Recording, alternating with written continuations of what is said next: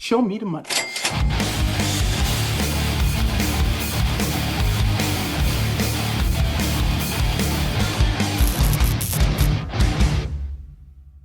Uou! Tá começando mais um episódio do maior, o melhor, o mais admirado podcast do mercado financeiro brasileiro, Henrique Stetter. Fala, cola comigo, trabalhando no feriadão, meu querido. Moleque, daqueles pique, né? Tá achando que a vida é mole, que é salgadinho? Não tá fácil ganhar o dinheiro fácil. na bolsa. Não, aliás, o tema do episódio de hoje é dramático. Já aviso já agora. Melancolia está no ar.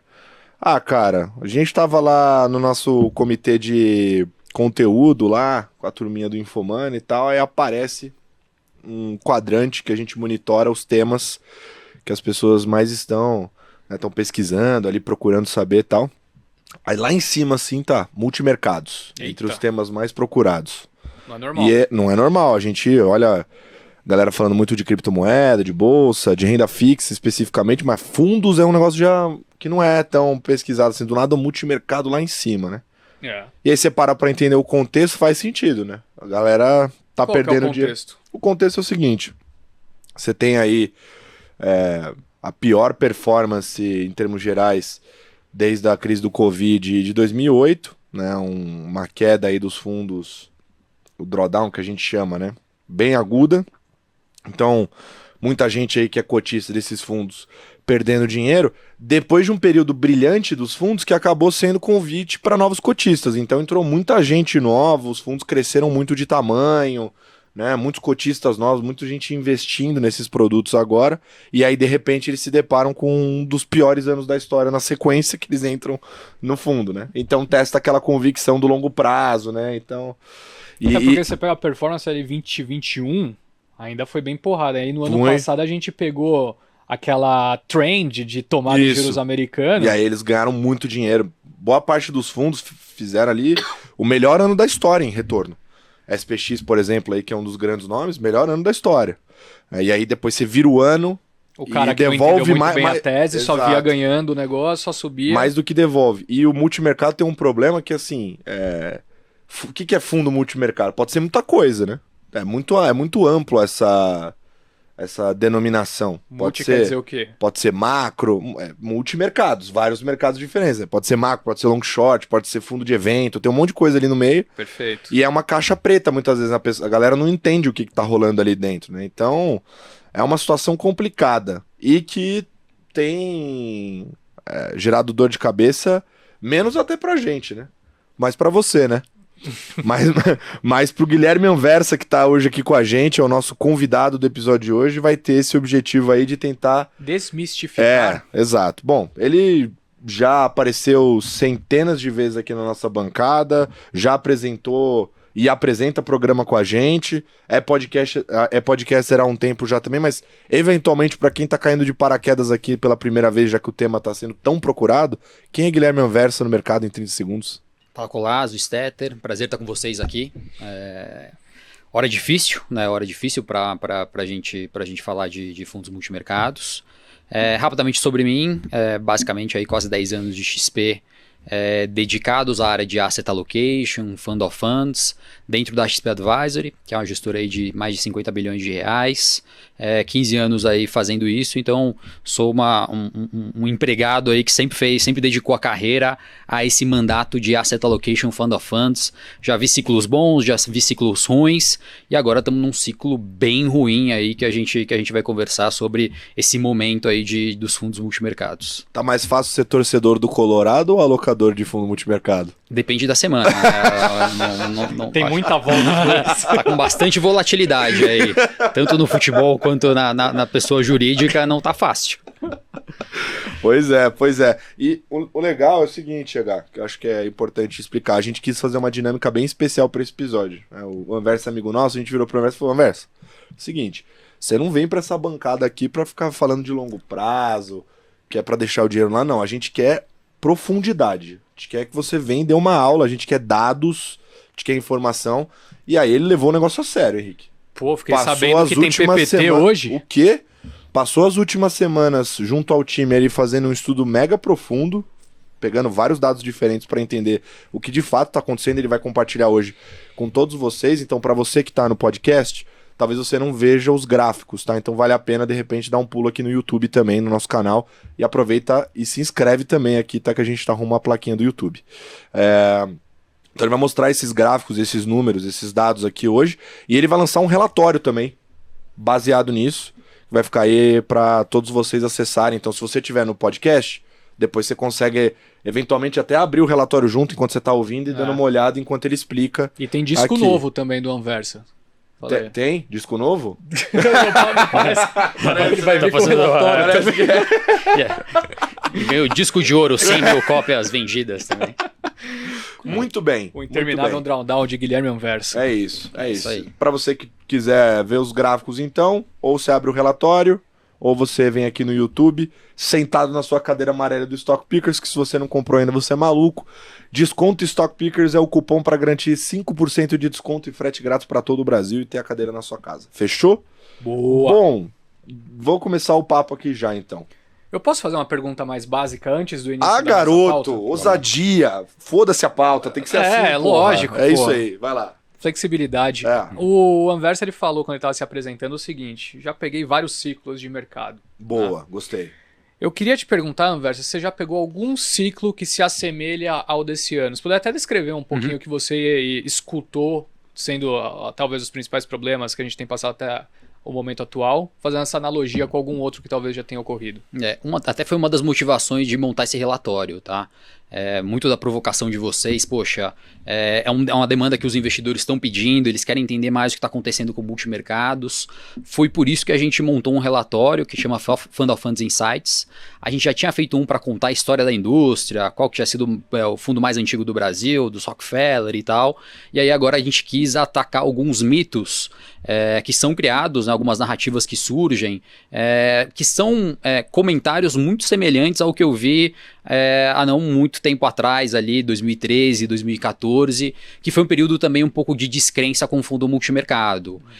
Juros altos, insegurança política, performance ruim, toda uma combinação muito parecida com o que a gente está vendo agora. Então, quando a gente volta no tempo e olha 10 anos atrás, era uma indústria menor, uma indústria que tinha enormes desafios do Brasil de crescimento, do ponto de vista econômico. A gente estava numa época ali de recessão econômica no Brasil, e o Brasil era o único da época que estava apresentando uma recessão, e os multimercados estavam sendo extremamente questionados. E o interessante é que são frases muito semelhantes com as frases que eu escuto hoje em dia. Poxa, esses multimercados aí cresceram demais. Lá em 2014 eu já ouvia isso. Esses multimercados aí estão todo mundo fazendo a mesma coisa, ganhando dinheiro do mesmo jeito. Esses multimercados aí não funcionam na carteira do cliente. Então, o propósito do que a gente trouxe aqui da nossa conversa é exatamente tentar desmistificar algumas dessas frases que surgem quando os fundos multimercados vão mal. Tá? E aí tem uma frase do Sérgio lá que trabalha com a gente, a hora que a gente estava fazendo esses estudos ali, Sérgio de Magda do interior de São Paulo, então naquele jeitão dele de Magda do interior de São Paulo, ele falou, poxa Guilherme, mas nós não somos advogados de fundos multimercados. E eu achei, não, eu concordo Sérgio, nosso trabalho aqui, nós não estamos aqui para defender multimercado. Nosso trabalho aqui é fazer conta, olhar dados, interpretar esses dados e falar, olha, o que estão falando faz sentido, o que estão falando não faz sentido. Então o nosso propósito aqui como alocador de capital não é defender uma classe de ativo, é fazer com que fazer conta para ver se faz sentido essa classe de ativo e fazer com que o investidor tenha a melhor experiência, né? Que eu acho que é um pouco tá um pouco do DNA da empresa como um todo, né? Educação financeira. Claro. Então o propósito aqui foi realmente trazer dados para ajudar os investidores aí com conteúdo para o investidor avaliar se vale ou não manter a posição num período muito difícil que a gente está vivendo. Isso aí. Sérgio é um grande membro aí da nova guarda aí do mercado financeiro. Agora que você citou ele em podcast, ele vai ficar enjoadíssimo nos comitês. O moleque já é ousado. Agora pro próximo ele vai vir com o dobro de ousadia, entendeu? Vai vir grande. Ele é ousadinho, Um abraço pro Sérgio. Mas olha só, queria começar aqui já mostrando alguns dados. Ô Neymar, você tá com os gráficos fáceis aí já pra gente? Joga na tela aqui, por gentileza, no lugar deste logo maravilhoso. Olha só. A gente começa aqui Então, vamos tentar começar a tecer já essa história. Esse primeiro dado que você trouxe, o que ele seria exatamente, Anversa? Legal, eu vou tentar fazer o máximo descritivo aí para ajudar a turma do podcast que tá correndo na praia no feriadão, tá fazendo academia, tá tranquilo aí nesse feriadão. Mas o que a gente foi fazer a conta que nos chamou muita atenção, ainda para aqui, e a primeira parte aqui do relatório, a gente está tentando descrever o que está acontecendo, né? Primeiro, antes de tentar atacar os mitos, vamos entender qual que é o momento atual aqui da indústria aqui no Brasil. E aí a gente foi atrás de entender como é que está a relação do spread, do excesso de retorno dos fundos multimercados em relação ao CDI.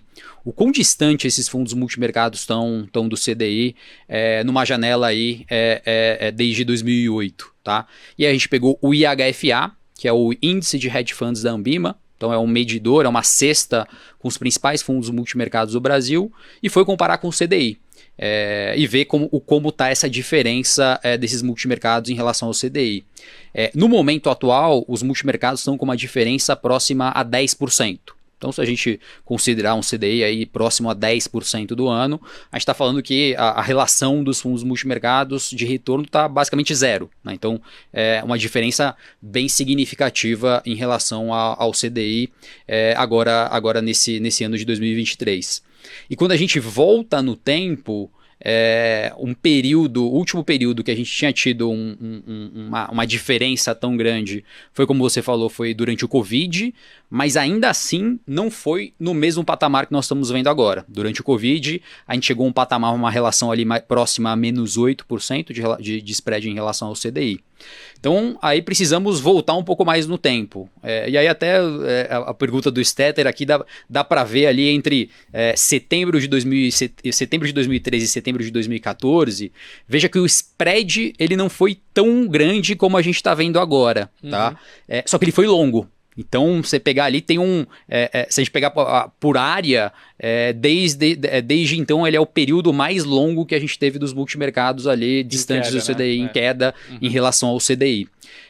E o maior período de drawdown, o que nos chama a atenção é que 2023 só está atrás de 2008. Né? Em 2008, essa diferença do IHFA em relação ao CDI é num patamar próximo a menos 13%. Então, desde 2008, a gente não via uma diferença tão grande de performance dos fundos multimercados em relação ao CDI, e isso gera questionamentos, ainda mais no patamar de juros que a gente está.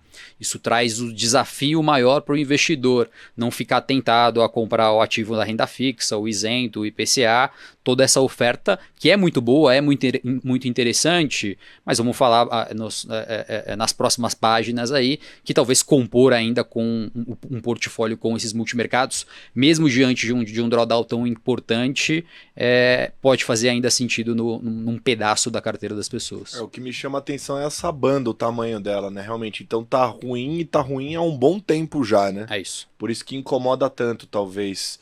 Diferente de 2020, que com a mesma velocidade ficou ruim, ficou bom de novo, né?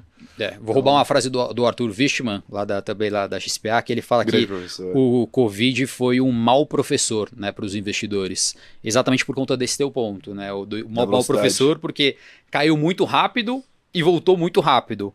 E como voltou muito rápido, o investidor falou, opa, eu aguento risco. Caiu, recuperou, recuperou aqui, eu tenho capacidade aqui para aguentar drawdown. Só que o drawdown ele pode durar tempo. A gente viu entre 2013 e 2014, 2008 e 2009 foi um período também um pouco mais longo de drawdown. O mais difícil no comportamento do investidor é exatamente aguentar essa queda por tempo, né? Não é que é um mês como foi ali março e abril de 2020, depois o Fed deu o benefício para o mercado e o mercado se recuperou rápido. O duro mesmo é aguentar esses períodos mais longos de underperformance. Aí a vontade de mexer a carteira ela acaba sendo uma vontade muito maior. E num período de juros mais alto, que isso também é muito importante, né? Porque aqui em 2020, além da queda ter sido rápido, o juro era 2. É isso. Então você tem todo o estímulo ali, né? Pra talvez aguentar um pouco mais de volatilidade. Aqui não, aqui o negócio dói ainda mais porque você olha lá pra tela, o Tesouro Selic tá te pagando 12, 13% no ano. Dói. Então dói incomoda muito. Ainda mais, né? Acho que, Mari, tem mais um gráfico aí? Se conseguir pular pra frente. Ela viu? Tem mais alguns gráficos, diga-se de passagem. Né? Aí. Esse é legal.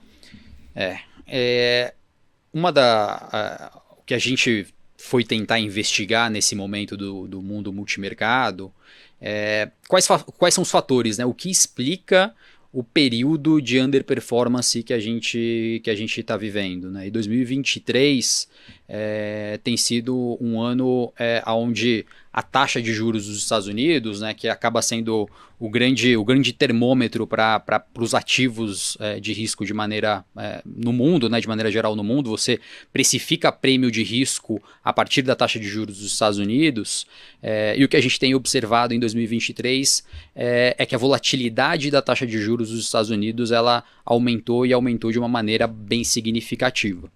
Então, um dos exercícios que nós fizemos foi exatamente acompanhar a evolução da volatilidade da taxa de juros dos Estados Unidos de 2008 para cá, para ver se existia alguma relação com a performance de fundos multimercados. Uhum. Então, um dos estudos que a gente fez foi pegar o Move Index, que ele pega a volatilidade de juros dos Estados Unidos dos últimos 30 dias, e comparar isso com o quanto de excesso de retorno esses multimercados estavam entregando ao longo do tempo, como que eles se comportam nesse período onde a volatilidade é mais alta. E aí, mais uma vez, tentando ajudar os corredores aqui, as pessoas estão caminhando com seus cachorros na rua. Quando a gente passa por um período onde a volatilidade da renda fixa americana é mais alto, então o Move Index ele supera essa banda de 85, que é a média aí dos últimos de 2008 para cá, a gente consegue ver que a performance dos fundos multimercados ela se concentra mais no quadrante esquerdo, no quadrante mais alto, que significa que eles estão entregando um nível de excesso de retorno pior, né? Estão perdendo dinheiro, ou seja, quando a volatilidade da taxa de juros dos Estados Unidos sobe, fica mais difícil para o fundo multimercado ganhar dinheiro. E por que isso acontece? Quando a volatilidade dos juros americanos sobe, a gente começa a ver algumas quebras de correlações entre preços de ativos, né? E eu acho que a gente consegue ver, tem um exemplo muito claro aqui que a gente está vivendo aqui no Brasil, que todo mundo estava na expectativa, né? Poxa, juros cai, isso é positivo para investir em renda variável no Brasil. O Banco Central começou a cortar juros, poxa, é bom para a Bolsa. Mas não necessariamente isso aconteceu. Foram 13 dias seguidos de queda na Bolsa, mesmo com o Banco Central aqui cortando juros. Uhum. Um dos fatores que explica essa queda contínua, a abertura de juros dos Estados Unidos. Então, quando a gente passa por um período de quebra de correlação, quando a gente passa por um período de alta de juros dos ativos, a gente começa a ver algumas quebras de correlação acontecendo no mercado e os multimercados acabam não conseguindo, fica mais difícil operar, mesmo que você tenha montado um portfólio diversificado. E aí a gente já chega no primeiro mito, né? Uma das coisas que eu ouvi bastante nesse ano é que os multimercados estavam muito parecidos, né? Poxa, todo mundo ganhou dinheiro no ano passado com a abertura de juros nos Estados Unidos e esse ano estava todo mundo fazendo a mesma coisa e a correlação dos fundos multimercados estava super alta e todo mundo perdeu dinheiro na mesma classe de ativo. E aí, mais uma vez, trabalho do time. Na verdade, esse de correlação até foi num estudo que a gente pegou do Vitor Scarlett, que é da nossa mesa institucional.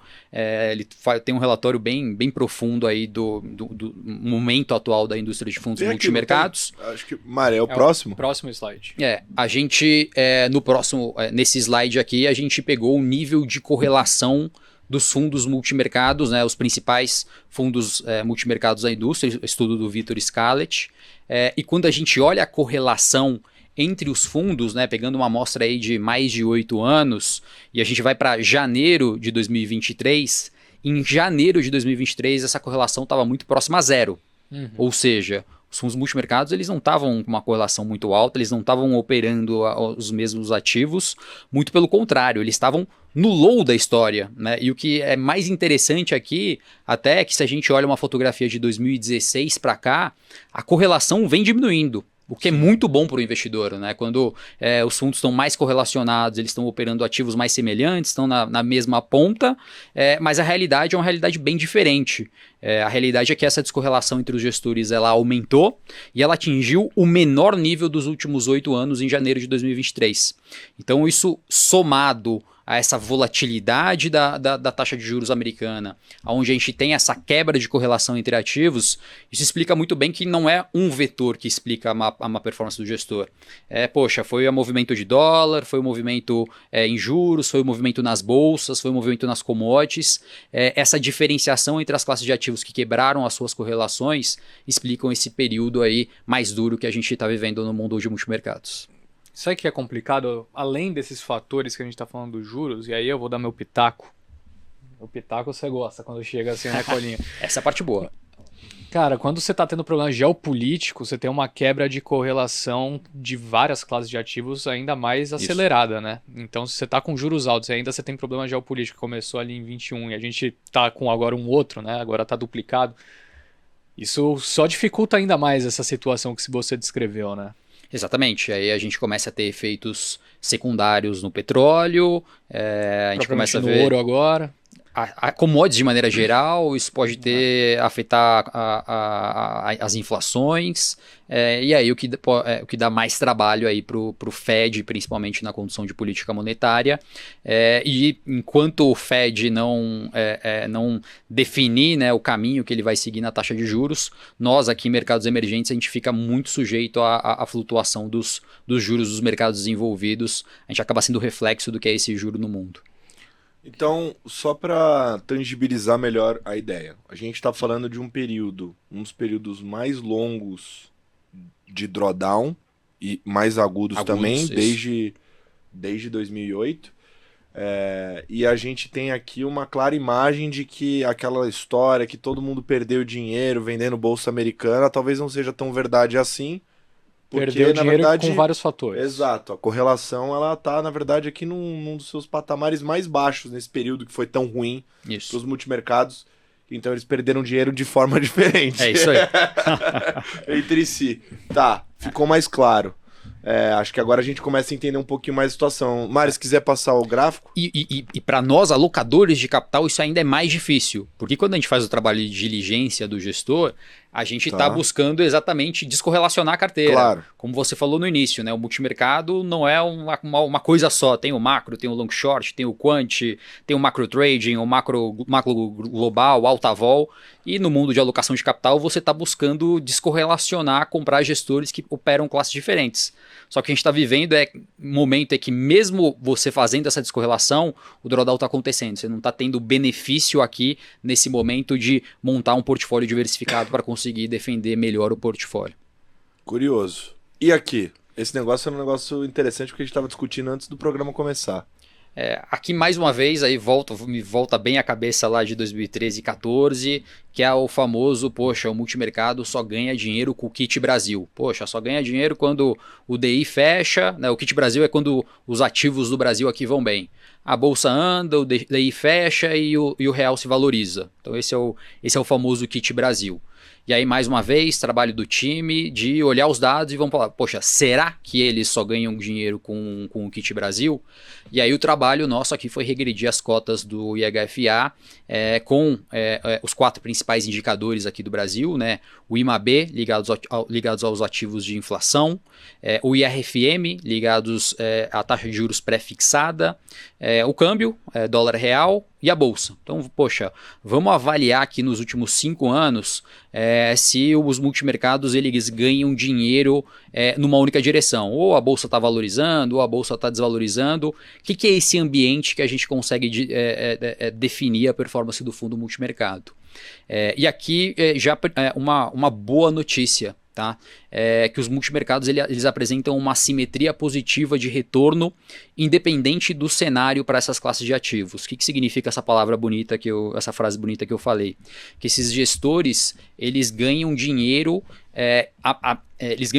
acima de 50% do tempo, então mais de 50% do tempo, independente da direção, se o real está valorizando ou o real está desvalorizando, em mais de 50% do tempo os gestores conseguem gerar retorno, né, através do IHFA.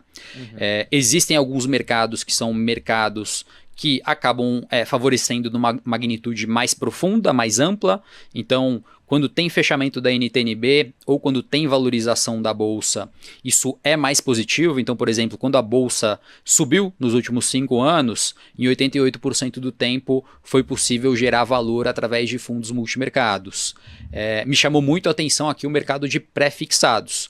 É uma relação muito parecida, 66% contra 67% do tempo, juro subindo ou juro fechando, o gestor consegue gerar valor em relação ao CDI nessa janela. Então isso desmistifica um pouco a necessidade, poxa, eu vou comprar o fundo multimercado porque agora o pré vai fechar e a bolsa vai subir. Isso não deveria ser um argumento para o investidor escolher o asset class multimercado. Na verdade, quando ele escolhe o multimercado, e a gente consegue ver nos números aqui, independente do cenário macroeconômico, ele está selecionando um gestor para conseguir gerar retorno, independente se o Kit Brasil vai dar certo ou não. Muito bem, ficou claro. Mari, e aqui? Voltamos aqui então ao famoso anos de 2013 e 2014. Impressionante como o mundo muda em 10 anos, né? Bastante. E as gestoras mais relevantes, elas também acabam tendo uma boa variação de quem é o top 10, quem são os maiores, menores. Nem respiram mais. Tentando aí chegar num outro ponto que a gente tem escutado bastante dos investidores poxa, os fundos multimercados estão tomando risco demais. Por isso que eles perderam numa amplitude tão grande como a gente viu na primeira imagem ali. Poxa, a queda está sendo muito alta porque os multimercados eles estão com muito risco comparado à história.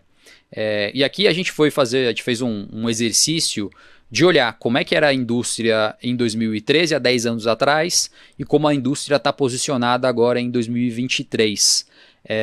E a nossa leitura é de que houve uma mudança, não do perfil dos produtos especificamente, né? O fundo verde ele não subiu o risco, o fundo Nimitz não subiu o risco, mas na verdade houve uma mudança no comportamento do investidor que por conta dos juros mais baixos, eles foram atrás dos produtos mais voláteis das assets. Então, ao invés de você comprar o fundo volatilidade histórica 5%, você foi para o fundo volatilidade 10%. E uma forma de ver isso é olhar o top 10 da indústria. Então, a gente foi olhar o top 10 da indústria em 2013 e a volatilidade, né, a mediana da volatilidade era de 3,59%. Então, a volatilidade ali do que a gente chamaria um fundo média baixa vol. Se a gente pegar os 10 maiores fundos da época, eles entregavam 3,59% de volatilidade. Fomos 10 anos depois viver a nossa situação atual. É uma indústria que está com um PL mais representativo, né? A gente saiu de 36 bilhões para 139 bilhões de reais no top 10 fundos multimercados do Brasil, mas a volatilidade quase dobrou. A mediana da volatilidade desses maiores fundos da indústria está em 5,60. Mas está em 5,60, mas a gente tem fundos aqui rodando com 7, com 20, com 15% de volatilidade. Então, um pouco do efeito de drawdown que a gente está observando no IHFA vem muito desse comportamento do investidor. O juro ficou mais baixo, 2019 e 2020 foram anos onde esse apetite por produtos mais voláteis ele aumentou.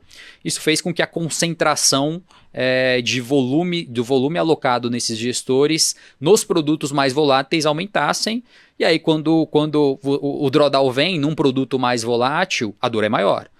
Quando um gestor se propõe a entregar CDI mais 7, CDI mais 10 líquido de taxa para o investidor, e passa por uma janela de drawdown, esse drawdown possivelmente será maior do que um fundo multimercado com objetivo de retorno entre CDI mais 3 e CDI mais 5 e com menor nível de volatilidade, metade do nível de volatilidade que essa outra estratégia. Você acha que essa demanda por um maior risco, obviamente visando um maior retorno, a gente está vendo uma comparação em 10 anos, mas você acha que isso veio principalmente depois que a gente teve essa queda para 2% ali dos juros ali em 2020, né, como reflexo da pandemia, ou foi algo gradual, conforme foi até um ponto de amadurecimento do mercado, dependendo do ponto de vista, assim, o que você acha que se encaixa mais nesse cenário? É uma combinação entre os dois. Então, se a gente olhar 2018, a gente já começa a ver a ascensão e crescimento de produtos mais voláteis, mais com essa pegada de 7 a 10% de volatilidade, que é o que é uma alta vol aqui para a nossa indústria de hedge funds. Então, o financial deepening foi importante para essa ascensão e até com o advento também da educação financeira dos investidores, mas com certeza 2020 empurrou ainda mais recurso para esse tipo de produto. 2020 foi quando você está com uma taxa de juros de um dígito, 2% do que foi o low, 120% do CDI, você já não fica tão satisfeito. Ao interesse de buscar, eu quero CDI mais 5, eu quero CDI mais 8, eu quero CDI mais 10. Então esse ambiente de juros mais baixo, ele fez com que os investidores buscassem produtos mais voláteis e boa parte desse dinheiro ficou. A experiência foi muito boa no ano passado, com a boa performance dos multimercados, e a ressaca está sendo bem dura, está sendo bem mais forte agora em 2023, mas muito por conta dessa mudança de composição do portfólio do investidor. Acho que era isso uma coisa que a gente queria medir, a gente foi olhar, isso aqui é um pedaço, obviamente, do estudo que a gente fez, mas olhar individualmente a volatilidade dos gestores, o orçamento de VaR, o orçamento de estresse, e está muito parecido, assim, alguns até estão com uma vol mais baixa do que já tiveram em outros momentos. Aqui esse drawdown está muito mais ligado a essa reconfiguração do portfólio do investidor do que especificamente o multimercado correndo mais risco do que correu na sua história. Perfeito. Vamos dar uma olhada se nosso mercado está muito grande? Eu acho que o próximo slide demonstra bem esse cenário. O que você acha, Anverso? Essa é outra pergunta que existia em 2013 e existe agora em 2023, e até por isso que a gente foi fazendo as análises de 10 anos para avaliar a indústria, né? Um ponto que aparece em todas as rodas aí de quem acompanha fundos é o questionamento, poxa, os multimercados não tão grandes demais, o patrimônio dos fundos não cresceu muito. Cresceu, né, quando a gente pega em termos reais, né, em valor financeiro em reais, as assets têm um tamanho muito maior do que tinham no passado, né, são os 140 bilhões de reais no top 10 versus 39 ali em 2013, mas tem um vetor interessante nessa análise é que a nossa moeda também passou por um processo de desvalorização bem significativo nos últimos 4 anos. Então, quando eu trago essa análise e comparo nossos hedge funds aqui no Brasil com o patrimônio que eles geram em dólares versus o patrimônio dos principais hedge funds lá fora, se eu somo hoje os 10 maiores hedge funds do Brasil, isso dá 40 bilhões de dólares. Isso não entra no top 10 americano. Então, se eu somasse quando eu somo as 10 maiores assets do Brasil que tocam fundos multimercados, isso não seria suficiente para entrar nessa composição dos 10 maiores hedge funds dos Estados Unidos. Obviamente existem desafios, tá? Acho que a barreira de entrada aqui no Brasil para montar um fundo multimercado ela aumentou. A demanda por profissionais ela é uma demanda que vai ser mais crescente, a qualificação. Tem uma série de fatores aqui que vão deixar esse jogo competitivo para o multimercado mais complexo. Agora, trazendo dados brutos aqui e comparando a indústria do Brasil versus a indústria lá fora, acho que tem muito espaço ainda, tanto para crescimento das assets aqui no Brasil, porque acho que o processo de mudança da forma que o brasileiro investe, ele ainda é um caminho muito longo. A gente está no meio aqui de um tropeço, tem um tropeço aqui que ele traz aprendizados, os investidores vão atrás para se informar, poxa, o que está acontecendo, o que é correlação, o que é drawdown, quem são os gestores. A gente está nessa fase de aprendizado, mas eu acho que o caminho aqui da indústria de hedge funds aqui no Brasil, ele é um caminho bem longo de crescimento. Tá? Acho que a forma que o brasileiro investe ainda tem um longo período de ajuste e adaptação para esse tipo de produto. Tá? Ainda acho que a gente está... É uma indústria ainda que está engatinhando quando a gente compara economias desenvolvidas. Principalmente as gestoras independentes, né? Porque o patrimônio do brasileiro ainda se concentra em grandes bancos, né? Então Então é natural que fique ali mais naqueles produtos de renda fixa mais simples, né? E até fundos menos elaborados. Mari, se quiser passar para o próximo. 7,5 bi SPX, né? Você pega ali em dólares, em dólares. Você pega o décimo dos caras tem 5 vezes mais patrimônio. Gringos, né? Davidson Kempner, confesso que não o conhecia. Não muito ideia. prazer. Meu querido Prazer, Davidson. Impressionante, parabéns. E aqui? Uma das coisas que a gente... um dos objetivos, tá? Quando a gente estava montando aqui o material, tem um caso muito famoso do Peter Lynch lá fora que a gente usa muito na nossa reflexão. E até um dos motivos de eu estar aqui, do time ter escrito esse relatório, a gente brinca lá que é evitar o problema do Peter Lynch. Qual que é o problema que o Peter Lynch teve? Na verdade não foi com ele, mas foram com os cotistas, né?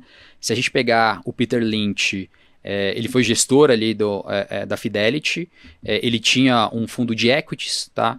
Que a gente está comportando um pouco do comportamento do investidor da época.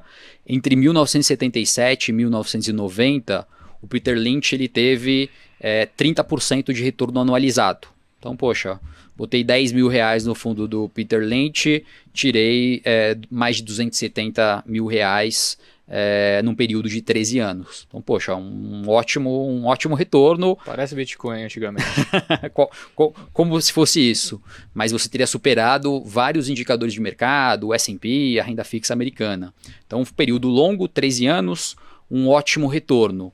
Só que a realidade dos cotistas do fundo do Peter Lynch não é essa, não foi essa. Na realidade, quando a gente pega a média dos investidores do fundo do Peter Lynch, eles perderam dinheiro. Então, acho que isso traduz muito a nossa realidade aqui, né? A gente tem ótimos gestores, eles entregam valor ao longo do tempo, só que no momento de drawdown, né, um fundo para entregar 30% ao ano no mercado americano, um fundo para entregar CDI mais 10 aqui no Brasil, ele vai passar por drawdown, ele vai passar por um período de queda mais expressiva, principalmente quando a gente olhar numa janela mais longa. E o nosso desafio aqui como investidores é entender isso. Poxa, se é um fundo que a gente confia, uma casa que está bem organizada, não teve nenhuma mudança estrutural na gestora, muito provavelmente se você deixar, né, realizar seu investimento e resgatar, você está incorrendo no mesmo problema que os americanos tiveram lá na década de 70 e 80 investindo no fundo do Peter Lynch. Então o trabalho que a gente fez aqui, a gente quis aqui concentrar nos vencedores, tá? Até para tentar tirar um pouco da poluição. Os dados são tem uma quantidade muito grande aqui de fundos multimercados na indústria aqui no Brasil. Então, vamos concentrar nos vencedores, né? Vamos pegar os vencedores dos últimos 5 anos no mundo média vol, que era onde o mercado se encontrava no passado, e vamos pegar os 5 vencedores dos fundos mais alta volatilidade. E a gente consegue ver que tem um pouco do efeito Peter Lynch também, dos cotistas do Peter Lynch aqui no Brasil. Então, um investidor que comprou o grupo de fundos multimercados que teve a melhor rentabilidade dos últimos 5 anos, esse investidor deixou quase 2% na mesa ao ano de retorno. Ele não capturou o prêmio completo de geração de retorno do gestor. 2% é bastante coisa, assim, se você anualizar e esticar mais essa janela em vários e vários anos, você entregar 2% de retorno é um bom dinheirinho aí que você deixa na mesa. E nos fundos mais média e baixa vol, 1,5%. Então continua sendo alto, não na mesma magnitude que o alta vol, mas também a gente está falando de 1,5% na mesa que o investidor deixa exatamente tentando fazer esse trade de cota de fundo. Então, quanto mais alta a volatilidade do fundo, maior esse gap entre o que o cliente e o investidor consegue versus o que o fundo entrega na ponta final. E muito do que acontece é exatamente porque quando o fundo está caindo, vários mitos e narrativas são criadas e assim, vai fechando, vai gerando dúvida, né? A gente mesmo, sempre quando surge alguma frase de impacto, não, tá todo mundo fazendo a mesma coisa. O nosso trabalho é exatamente ir lá e fazer conta e ver, poxa, será que o que a gente está ouvindo do mercado faz sentido ou não? Mais uma vez repetindo, nosso propósito aqui não é ser advogado de multimercado, mas é fazer com que os investidores tenham uma melhor experiência ao comprar um produto que hoje em dia é um produto com mais alta vol, né? Não é mais aquela vol mais baixa que era no passado. Hoje os investidores estão com produtos com mais alta vol, e mais alta vol requer paciência, requer entender que momentos como o que a gente está vivendo agora são momentos que a gente tem que fazer conta, obviamente, entender o que está acontecendo, mas se fizer sentido, deixar esse recurso dentro de um pedaço da carteira. Ô, Anversa, só para quem talvez não entenda muito profundamente sobre esse assunto, assim, obviamente um produto de alta vol tem mais vol do que um de média vol, óbvio, mas assim, em termos de portfólio, o que costuma significar essa diferença? O fundo hoje em dia, multimercado de alta vol, ele tem uma exposição maior a, sei lá, bolsa na média, a produtos que obviamente tem mais vol. Como que isso significa? Uhum. Trazendo assim na média de mercado, tá? Um produto... e até acho que vou dar um passo anterior, até porque, poxa, vol do multimercado, tá? Mas o que significa com relação às outras volatilidades que a gente tem do mercado? Então, até para trazer uma relação do multimercado com as outras classes de ativos, se a gente pegar a vol do crédito privado, e aí crédito privado, volatilidade não é uma métrica adequada para medir risco de produtos de crédito privado e renda fixa. Mas se a gente for para esse mundo do crédito privado, renda fixa high grade, a volatilidade ali é entre 0,5% e 1%. Tá? Quando a gente estica um pouco mais ali para as NTNBs, 5 anos, 6 anos ali de duration, a gente está falando de uma volatilidade mais perto ali de 3% a 5%. Quando a gente vai olhar a bolsa no Brasil, volatilidade entre 20% e 25%. Tá? Então, no meio desse range existem os fundos multimercados, e os multimercados estão com uma volatilidade, um média vol roda com uma volatilidade ali entre 3% e 5%, um alta vol roda com uma volatilidade média entre 8% e 12%, mas obviamente tem as exceções. Tá? E aí o trabalho do Asset Allocation é combinar o quanto uma posição dessas de alta volatilidade aguenta de acordo com o perfil de risco de um investidor. Poxa, se é um investidor que é mais arrojado, tem um horizonte mais longo do tempo, ele vai ter mais espaço para investir nesses produtos que aceitam mais desaforo, que correm mais risco. Mas eles correm mais risco, e aí entrando agora especificamente na tua pergunta operam ativos mais ou menos arriscados, na verdade o que eles usam está muito mais relacionado ao nível de alavancagem e exposição na classe de ativo. Então, poxa, se eu tenho um fundo média vol com 5% de exposição em renda variável, potencialmente eu vou ter 10% de exposição em bolsa no meu produto mais alta vol. Uhum. Então é uma relação tanto de exposição quanto uma eventual alavancagem numa classe de ativo. Estou com uma posição achando que o pré vai cair, vai usar uma determinada volatilidade para o média vol e uma determinada volatilidade, uma determinada alavancagem maior para o produto de alta vol. Então são produtos que na média são muito parecidos, ao que muda só o tamanho da posição entre o que o gestor faz no média para o alta. Show. O produto é o mesmo, só muda o tamanho de um para outro. E isso, você puxou um gancho interessante sobre essa questão do asset allocation, né, que é um assunto que a gente não fala tanto aqui no Stock Pickers assim, né, mas para pessoa física especificamente, na verdade para qualquer investidor, né, essa filosofia ela é muito importante, né, porque é justamente o conceito de alocação de capital de maneira mais perene, né, pensando em transformar essa diversificação dos investimentos que você tem na sua carteira num resultado só, né, porque é isso, né. O que importa vai ser como o seu patrimônio vai variar na linha do tempo, como ele vai se comportar, né? E aí por isso você combina esses diferentes produtos. Quando você, como alocador, olha para multimercado, você não olha para multimercado sozinho. Você olha para ele dentro de um composto. Eu vou pedir até para Neymar passar o slide, porque o último que você trouxe conta um pouco essa história. Queria até gastar uns minutos aqui. Então, primeiro explicar um pouquinho o que são esses pontos aqui, né? Que é a tal da fronteira eficiente, mas explicar um pouquinho do que é isso. Por que isso é tão importante, você olha tanto para isso, e qual que é a conclusão que a gente tira daqui? O exercício de alocar em fundos multimercados, eu acho que vale para qualquer classe de ativo, ele tem que estar muito relacionado ao dimensionamento do tamanho de posição. Eu diria hoje que talvez seja um dos erros mais significativos que aconteçam do investidor que vai se servir em comprar ativos no mercado. ele escuta o fundo, o ativo isento e compra um pedaço dos seus recursos. Aí de repente ele escuta que agora tá bom para a bolsa, que o juro vai cair e compra um pedacinho da carteira em bolsa.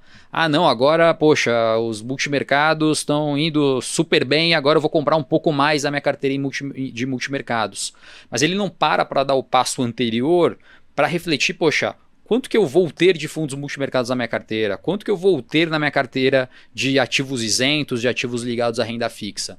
Então o trabalho de quem faz alocação de capital, de quem trabalha com essa estrutura de asset allocation, é exatamente dimensionar isso, né? Combinar o quanto o investidor, de acordo com o seu perfil de investimento, de acordo com o seu horizonte, ele tem que ter em renda fixa, em ativos isentos, em B, em pré, o quanto esse investidor tem que ter em multimercados, o quanto esse investidor tem que investir em bolsa no Brasil, no mundo.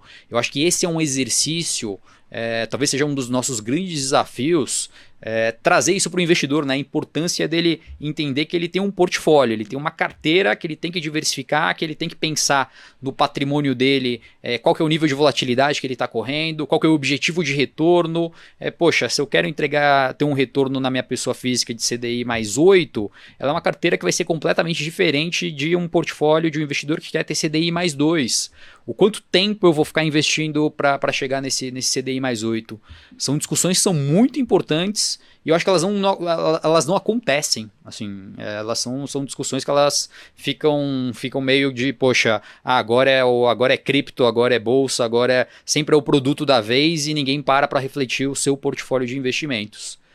E aí o exercício que a gente fez foi exatamente esse. Assim, poxa, será que fundo multimercados faz sentido para um portfólio? Né, na atual situação de performance que a gente está vivendo, já pegando esse momento de má performance dos fundos multimercados, será que se eu compor isso dentro de um portfólio, isso vai fazer sentido ou não? E aí o que a gente trouxe aqui, a gente trouxe a teoria moderna de portfólio do Henry Markowitz, que é basicamente a base, né, da onde os alocadores de capital pensam em como diversificar os seus investimentos. Aqui a gente está olhando só para o passado. Tá? Na XP a gente faz a gente dá um passo além aqui do Markowitz, que é estimar retorno para cada uma das classes de ativos. Tem um trabalho um pouquinho mais profundo aqui para estimar retorno, para pensar portfólio de uma maneira mais profunda para o longo prazo. Aqui a gente fez um trabalho mais simples aqui do Markowitz de olhar os últimos 10 anos de performance das classes de ativos, incluindo esse período mais difícil para fundos multimercados, e aí a gente consegue ver aqui a fronteira eficiente de um portfólio com e sem multimercados. Tá? E mais uma vez respeitando os corredores, porque eu adoro ouvir o podcast aqui fazendo meus exercícios físicos, a gente consegue ver que ao adicionar fundos multimercados no horizonte de 10 anos, e aí aqui a gente trouxe, a gente comparou isso com um portfólio moderado nosso, tá? Onde está a média dos nossos investidores, tá? O investidor médio nosso, ele tem basicamente 60% do portfólio dele em renda fixa, né? Os juros mais altos acho que indicam esse ambiente bom para você investir em renda fixa, títulos de crédito privados, Tesouro Selic, ter um portfólio bem diversificado nessa classe de ativo. Eles investem 30% em fundos multimercados e 10% em Bolsa Brasil e Bolsa lá fora. Então a gente foi medir e ver o impacto dos multimercados nessa nossa composição. E aí a gente começa a ver, né, na parte vertical é o nível de retorno e na linha horizontal é o nível de volatilidade. Que se você tiver uma carteira de investimento sem multimercados, com essa característica, o seu nível de volatilidade ele é mais alto. E à medida que você vai incrementando o portfólio com fundos multimercados, 10, 20, 30, 40, 50, 60% em multimercados, o seu nível de volatilidade ele vai diminuindo até certo ponto, e aí até os 30%. Então é até um pouco do porquê que são 30% dos investidores moderados com 30% em multimercados, e incrementa retorno.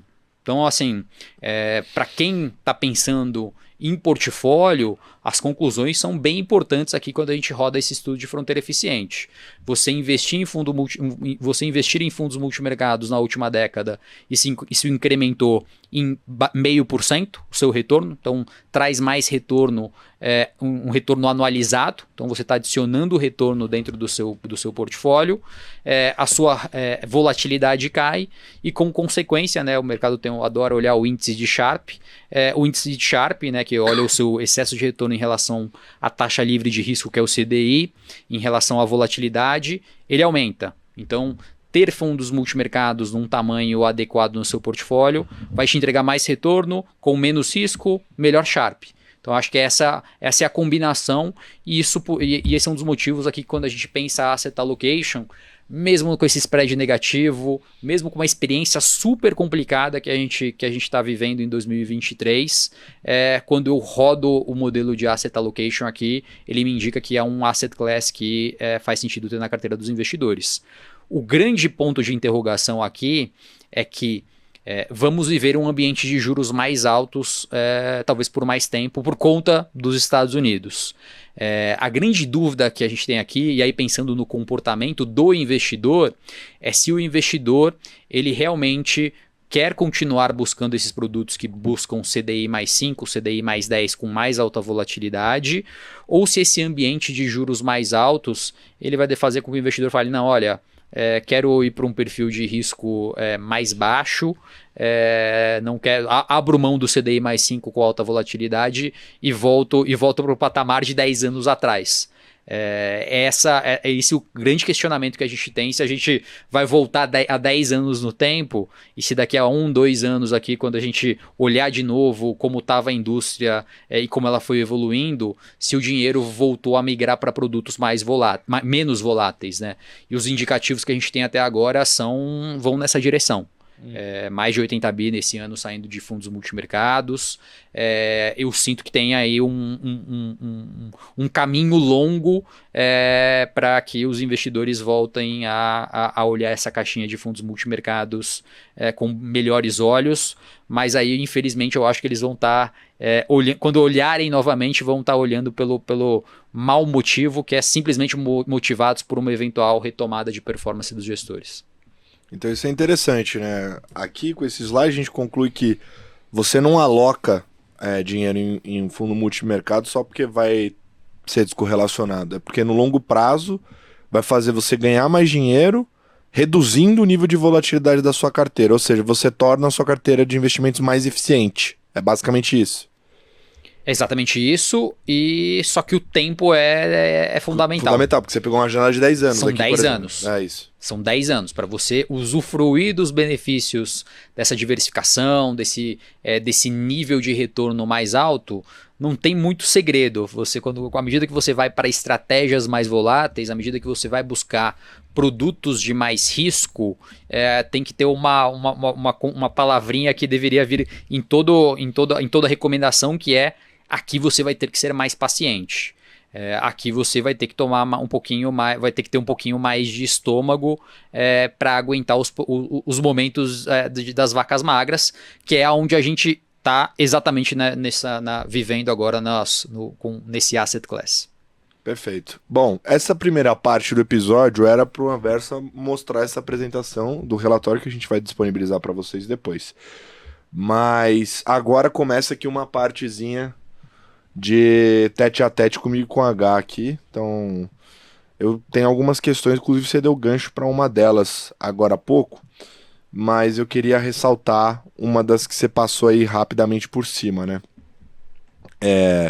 Eu tava comentando com o Stetter antes do episódio começar que pouco tempo atrás era quase como se fosse uma regalia, assim, uma gestora multimercado investir de maneira relevante fora do Brasil. Não eram todas as gestoras que tinham times dedicados, né, que investiam de maneira relevante do portfólio fora do país. Todo mundo olhava para fora do país, tinha economista dedicado, acompanhando tudo mais e tal, mas nem todo mundo tomava risco com relevância, né?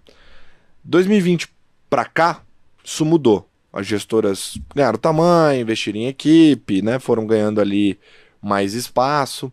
E aí você chega num resultado final onde essas gestoras implementaram times, né, que são dedicados ali a investir fora do país.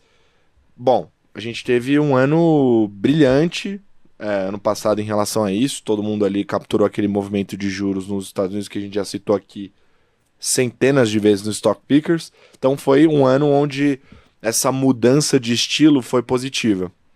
Mas a gente chega nesse ano e a gente viu que a correlação era baixa. Mas a maior parte das coisas que a gente ouviu aqui dos gestores que a gente recebeu e que a gente conversa é que a galera perdeu dinheiro principalmente em posições lá fora, especificamente a posição vendida em bolsa americana, o S&P 500. Foi uma das que mais doeu aí na turma esse ano.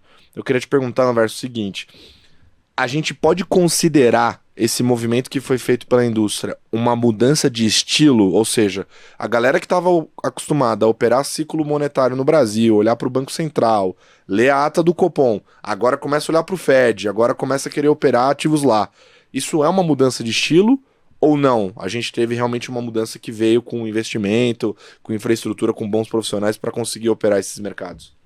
Até só pegando esse ponto do S&P, o S&P, essa venda do S&P que machucou muita gente ali no rally das AIs, ela era uma posição consensual, mas quando eu abro a atribuição de performance, ela não explica muito do drawdown, tá? Dos fundos. Explica um pedaço. Mas eu diria que vem muito mais esse movimento de queda aí da indústria, vem muito mais por posições em juros, e aí diria juros Brasil barra juros de economias emergentes, somados ao juros americano, e ao nível mais alto de volatilidade das moedas. Tá? Então, o S&P explica um trade que era um trade que estava mais crowded, estava todo mundo falando, dele. Mas não necessariamente isso justifica a underperformance. Tá muito mais espalhada entre as mesas. Tá?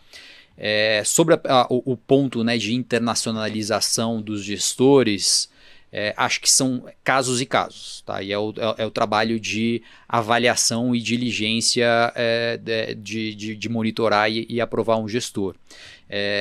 O trade de 2020 ficou muito, do ano passado, né, de 2022, ficou muito marcado nesse movimento de juros a 0 indo para 5 nos Estados Unidos, onde boa parte dos gestores conseguiu capturar.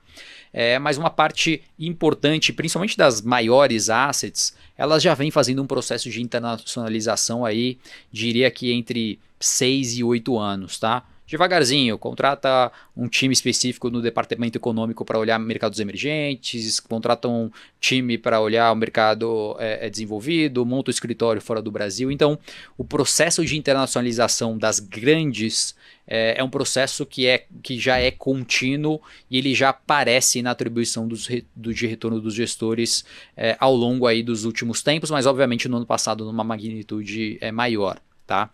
A minha leitura sobre isso é menos uma questão de style drift, mudança de estilo dos gestores, mas muito mais na linha de que o cenário competitivo para as assets aqui, ele mudou. E para mim, um número que para mim me chamou muita atenção foi comparar a quantidade de profissionais nos 4 maiores hedge funds do mundo versus a quantidade de profissionais nos 4 maiores fundos multimercados no Brasil. Quando eu olho os 4 maiores fundos multimercados do Brasil e somo a quantidade de funcionários, a gente está falando de mais ou menos 800 funcionários nessas 4 gestoras. Quando a gente vai para os 4 maiores hedge funds internacionais, são 12.595 funcionários trabalhando nessas assets. Média de 3 mil e pouco por gestora lá, aqui 200, mais ou menos. Mais ou menos 200. Então, o que eu enxergo aqui é as assets que são maiores, que têm um fôlego maior, tendo mais possibilidade de atrair capital, atrair talentos, atrair cérebros, e numa magnitude ainda que tem o espaço longo pela frente. Elas têm poder de barganha de conseguir atrair talentos e investir em tecnologia, investir em pesquisa, investir em escritórios nos Estados Unidos, na Ásia, na Europa, nos mercados emergentes. Então tem um espaço muito grande ainda para as grandes conseguirem fazer esse tipo de trabalho. O desafio que a gente tem aqui são para as menores, né? Eu acho que um ponto a ser debatido numa diligência de uma gestora que tem um grupo menor de pessoas poxa, qual que é o seu diferencial competitivo para jogar nessa liga que são a liga de operar o mundo inteiro. Talvez a filosofia de investimento dessas outras gestoras tenha que ser uma filosofia que você tem que trabalhar com um universo, com um escopo menor. Não dá para querer operar o mundo inteiro e competir com times grandes de pesquisa e achar que você vai competir de igual para igual. Então, o que deve acontecer, eu já vejo em alguns casos, esses produtos menores serem produtos mais nichados. Poxa, eu vou ter um produto que não vai competir aqui com o que a gente viu dos 10 maiores hedge funds globais, mas ele vai ser um nicho específico de arbitragem, vai ser um gestor que vai operar algumas descorrelações e algumas distorções na curva de juros aqui no Brasil, por exemplo, como existem alguns casos. Então eu consigo enxergar a gente tendo uma série de boutiques menores com um tamanho mais restrito de capacity e as grandes, né, atraindo mais recursos, trabalhando com mais pessoas, conseguindo operar mundo, elas já operam de igual para igual aí no ponto de vista de alfa com os grandes hedge funds globais. Então, mas aí vem um ponto que é o seguinte, uma dúvida que me surge, porque você como alocador você pode investir em qualquer coisa, pode investir num fundo lá de fora, te mostrou ali os top 10 lá de fora em termos de tamanho, você pode investir nessas casas, inclusive você investe, Bridgewater, etc. Aí vamos pegar aqui um fundo brasileiro que começa a ter essa postura global. A gente conhece razoavelmente bem, você sabe bem que tem muita gestora que tem quase o mesmo número de funcionário ou menos para bilhão sob gestão. Isso. Então, sei lá, a gestora tem 30 bi, tem 22 pessoas no time de investimento. Né? Aí você pega as 4 maiores somadas, dão 12 mil. Então, 3 mil funcionários por... E se gestoras é um serviço, né? E o mais importante sempre é a questão de estrutura, processo, pessoas, não começa a entrar num ambiente onde essa gestora lá de fora começa a competir com a daqui e aí a diferença é muito grande? Como é que fica a sua cabeça para isso? Primeiro tem uma vantagem competitiva das nossas gestoras aqui no Brasil, que é o ponto de vista de liquidez, tá? São muito menores em dólar, se mexem mais fácil. E liquidez, além dessa capacidade de movimentação, liquidez do acesso ao investidor. Muitos desses hedge funds lá fora, eles têm gates de saída, é mais burocrático, cota diária. O que é muito legal aqui do Brasil é que, poxa, divulgação de cota diária ou cota mensal, liquidez entre 30 e 60 dias tá na tua conta, o acesso é um acesso mais fácil. Então, pensando para o investidor, pessoa física aqui que está nos escutando, ainda a indústria aqui no Brasil consegue oferecer um bom serviço, tanto na transparência de divulgação de informação, quanto você conseguir ter os seus recursos numa emergência. Poxa, vou comprar um imóvel, vou pagar aqui alguma coisa específica aqui que eu preciso dos recursos. O multimercado aqui no Brasil ele te proporciona a liquidez que muitas vezes os hedge funds lá fora não proporcionam. Dito isso, acho que o investimento aqui dos nossos locais tem que ser cada vez mais forte, assim. E estou vendo isso, tá? Mais base de dados, mais investimento em infraestrutura em departamentos econômicos, equipes mais profundas para avaliar dados de mercado. A gente fala muito de Estados Unidos, mas os mercados emergentes, principalmente aqui na nossa América Latina, tem as suas volatilidades aí vindas do mundo político, então tem um pouco do playbook que os gestores operam aqui no Brasil, que ele pode ser praticado aqui nos nossos pares na região, então tem um alfa a ser capturado aqui em regiões mais próximas aqui do Brasil, né? Quando a gente pensa global, a gente foca muito nos Estados Unidos ou mercados mais China, exóticos, mas tem um alfa a ser capturado aqui nos mercados emergentes que não é desprezível, tá? Perfeito. E aí teve uma outra questão que você colocou na mesa, que é essa dos produtos. Eu lembro que em 2020 a gente foi sentar para ter... Não, em 2019 a gente foi sentar para ter uma mentoria, a gente estava naquele ciclo de corte de juros, né? Eu comecei a conversar sobre a situação desses multimercados. Eu lembro que a gente falava na época assim, não, porque a partir de agora, né, se os juros ficar mais baixo por mais tempo, esses gestores vão ser quase que obrigados a começar a explorar mercados como a bolsa de maneira mais granular, porque o fundo multimercado, de maneira geral, a maior parte deles olha muito para o índice, né? Opera índice, comprado e vendido no Ibovespa, comprado e vendido no S&P, né? Não faz o stock picking, né? A gente falava na época, agora eles vão precisar ter times assim, aquele fundo long bias de bolsa lá, né, que tem essa característica multimercado, que não investe só em ações, compra ouro, compra NTNB, ele vai começar a ser tratado como multimercado mesmo e tudo mais, né? Isso naquele ambiente de juros a 2. Por quê? Você ia precisar de mais risco para rentabilizar melhor o dinheiro e ser competitivo, porque, sei lá, CDI mais 4 com um CDI de 2 é 6. Às vezes o investidor olhava lá e falava, pô, vou correr esse risco aí para ganhar 6% ao ano, não vale a pena. E é engraçado, você comentou como isso inverte agora, né? Quer dizer, agora com o CDI de 2 dígitos, o investidor talvez fale assim, cara, não quero correr tanto risco assim também, porque isso daí mais alguma coisinha já tá ótimo, já tá show, né? Só que teve uma mudança na indústria. O problema é que o movimento foi muito rápido, mas a galera começou a tomar um pouquinho, você mostrou a relação de tomar mais risco, mas nem isso, foram criados produtos específicos com essa proposta, então começou a aparecer veículos alavancados, que tem 2 vezes o risco do produto original, eles começaram a adicionar esses times, esses gestores, cogestores, para operar esses mercados e tentar buscar geração de retorno de mercados diferentes, e aí vem meu questionamento, né? Será que essa tolerância de produtos mudou, e o que vai acontecer com esses produtos agora?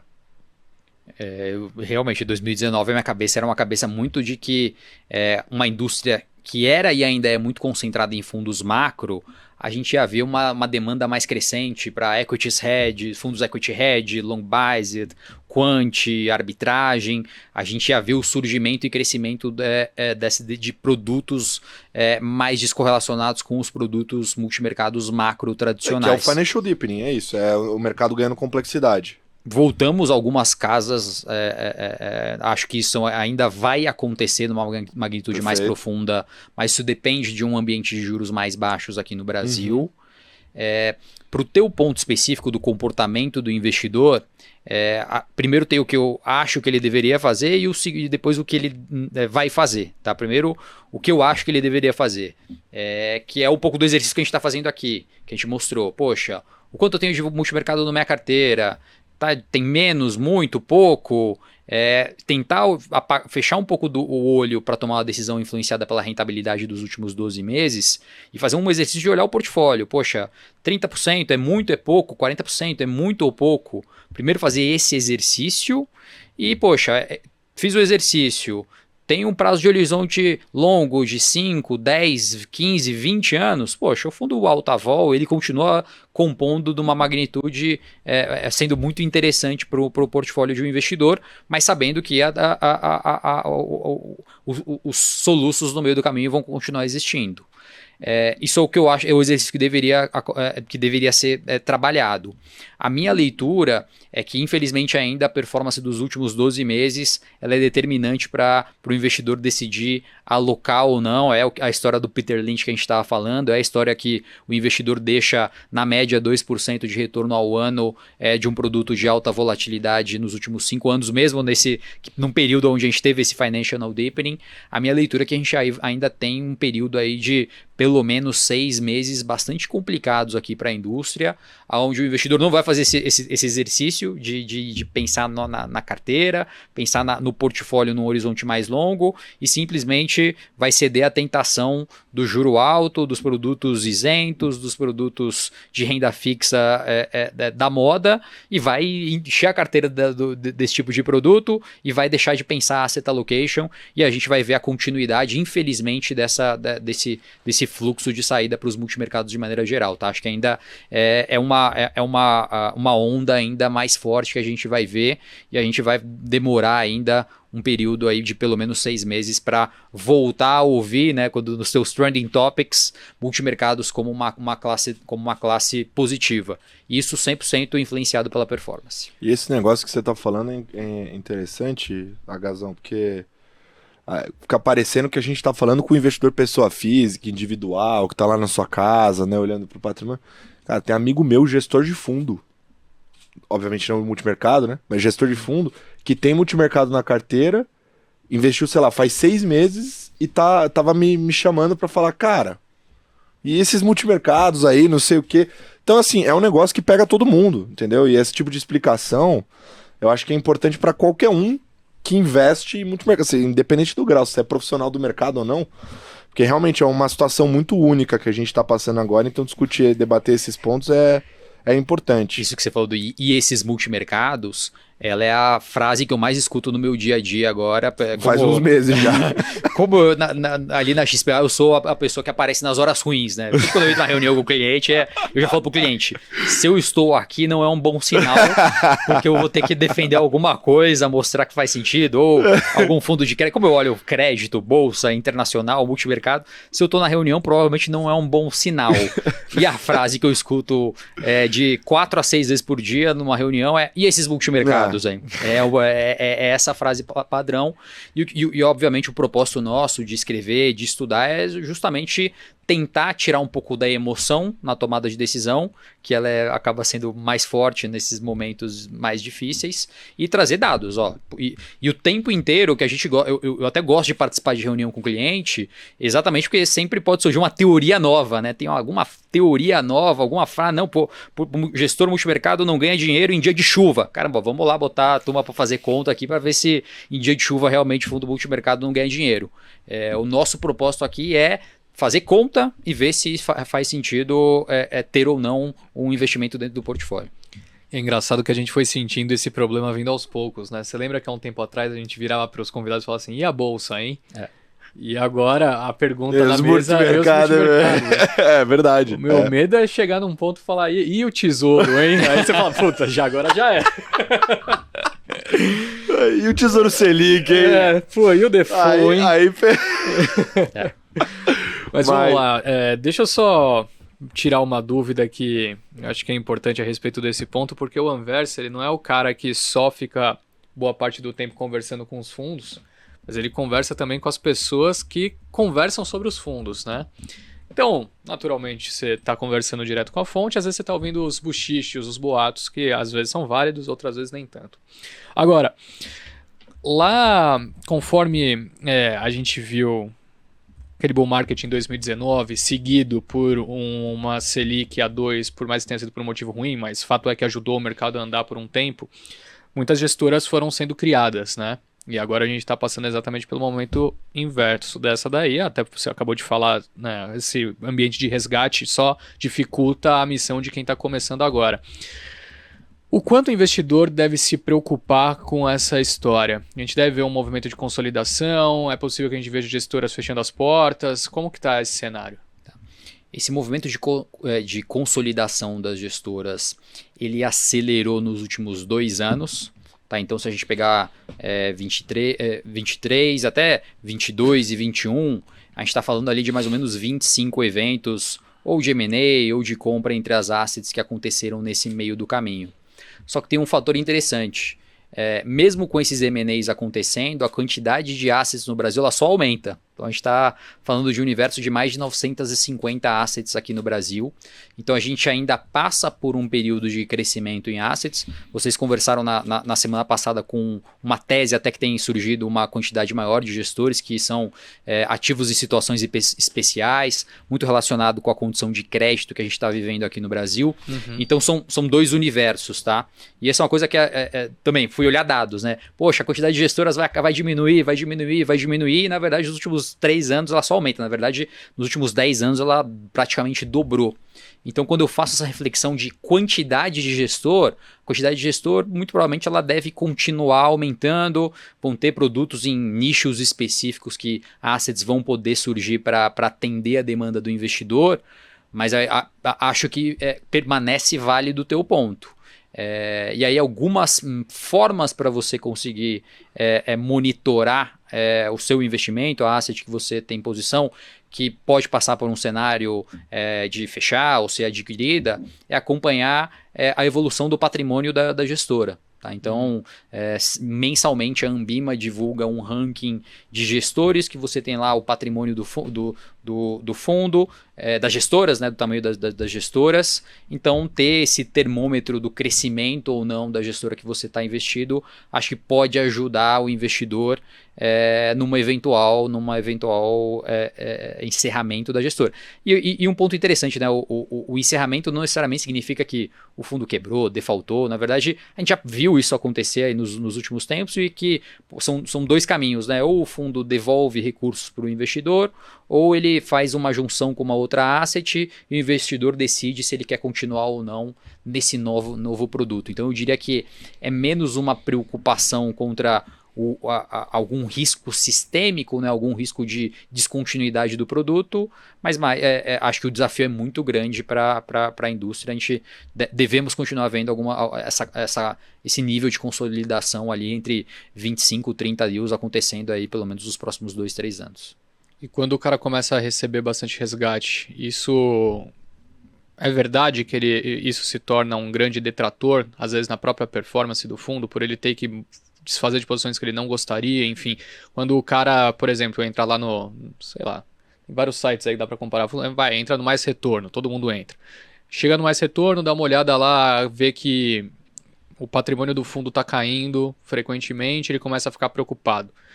Essa queda do patrimônio significa que a performance do fundo tende a ser pior? E qual que é o pace dessa retirada de patrimônio que o cara deve começar a se assustar quanto à continuidade do fundo que ele tem? Essa questão de afetar a performance do fundo, ela não deve afetar diretamente do ponto de vista de posição, porque são posições extremamente líquidas dos gestores, e a gente está falando de produtos ali que na média pagam entre 30 e 60 dias. Então, poxa, uma posição em NTNB, uma posição em pré, uma posição em bolsa, uma posição em ativos globais, são extremamente líquidas e elas não deveriam ter um impacto na cota do fundo. Eu diria que é muito mais uma questão psicológica de manutenção do negócio. Poxa, você vê o seu negócio cair pela metade, você perder 2/3 de patrimônio, tem um efeito muito maior na capacidade ali do emocional de geração de recursos e manutenção da equipe focada do que afetar diretamente cota de fundo. Eu tenho um pouco de uma receitinha de bolo, tá? Que a gente usa ali para a gente monitorar, tá? Quando a gente olha a performance de um fundo nosso investido, a gente já faz a conta ali de que ele vai passar por uma janela abaixo do CDI de 12 meses, tá? E a conta é mais ou menos um bom gestor numa janela de 12 meses, ele passa 30% do tempo abaixo do CDI. O bom, o médio, ele vai passar por um período de underperformance. Então, nesse período que ele passa por essa underperformance, primeiro, agora menos, mas é um bom momento que eu consigo negociar capacity nos fundos, naqueles fundos mais cobiçados, é uma boa hora de eu aparecer, poxa, tenho aqui um volume para alocar de você. Mas o ponto aqui de monitoramento é que num período de má performance de 12 meses, na média, esse bom gestor ele vai perder mais ou menos 30% do patrimônio. Tá? Infelizmente, por melhor que seja o fundo, se a gente pegar os top 10 ali gestores, é uma receita de bolo bem parecida.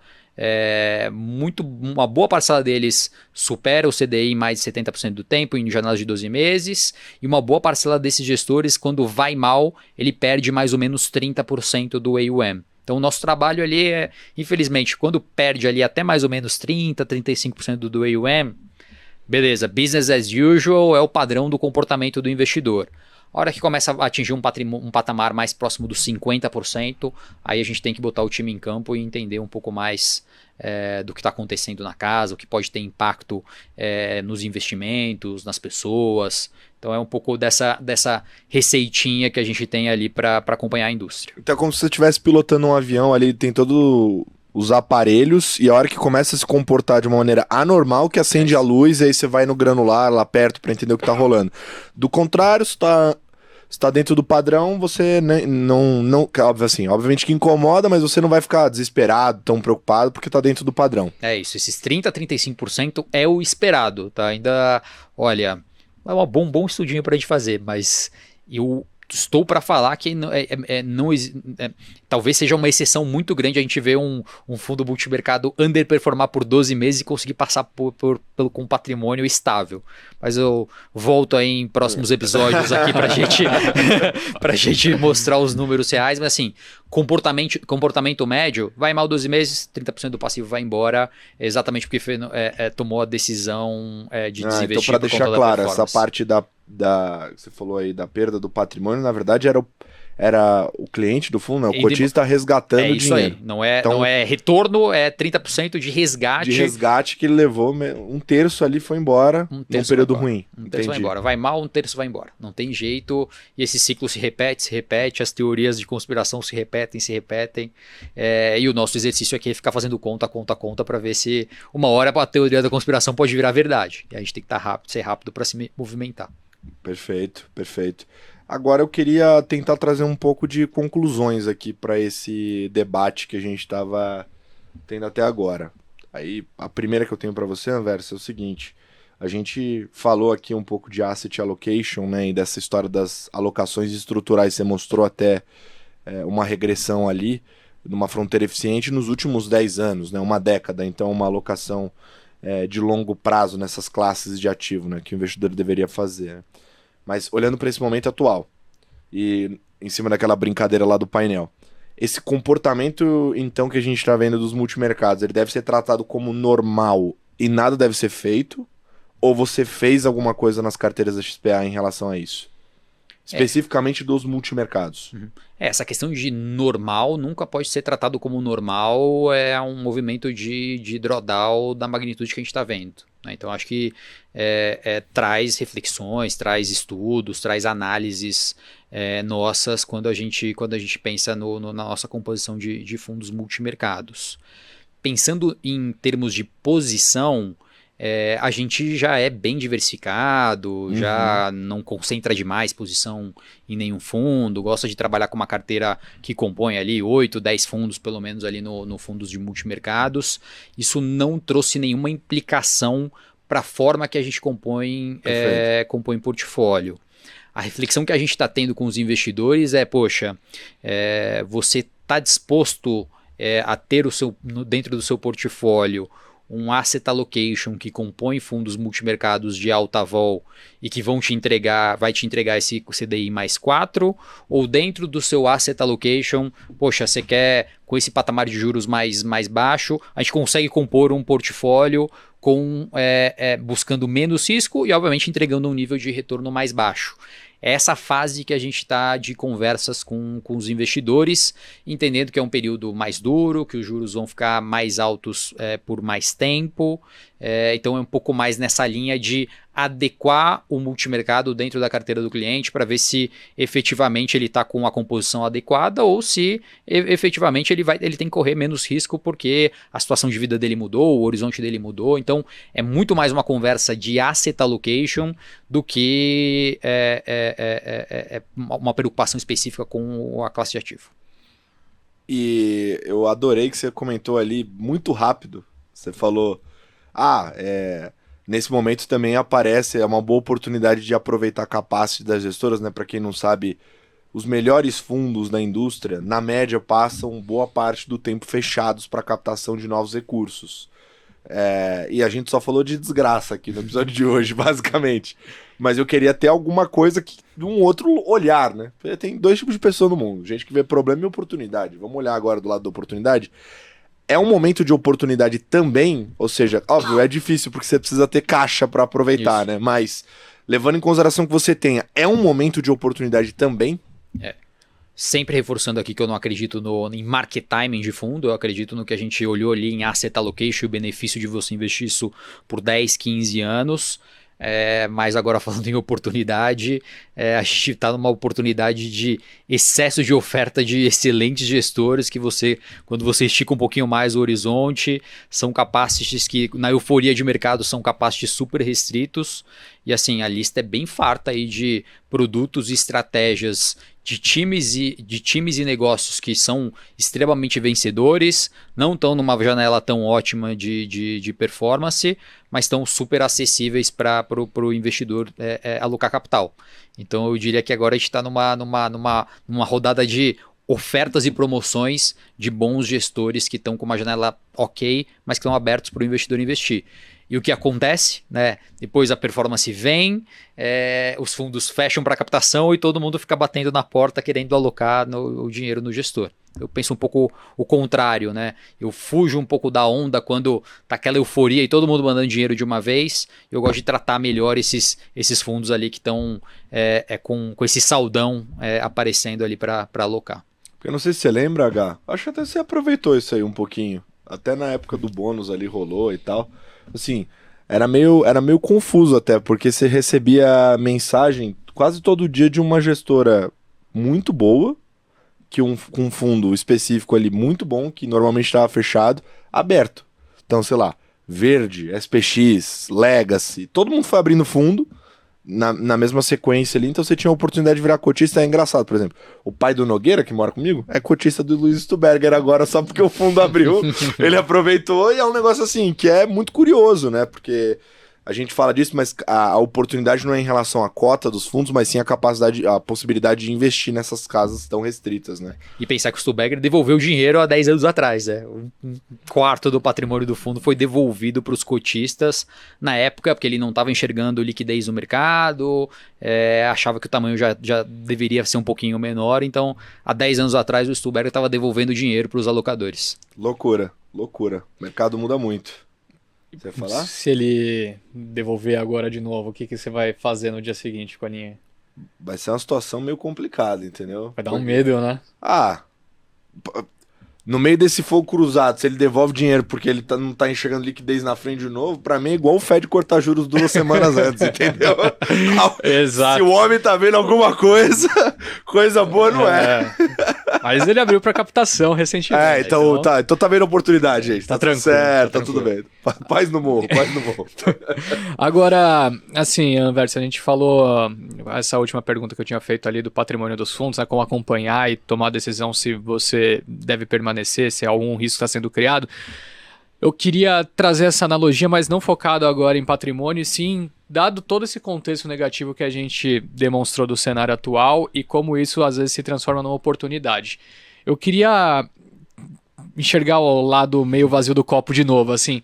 Como que no meio de todo esse caos o cara deve analisar um desinvestimento? Tipo, olhar para tudo isso e pensar, talvez esse cenário legal que eles demonstraram não signifique a verdade para tal fundo que eu tenho. Tipo, como que faz essa análise? Legal.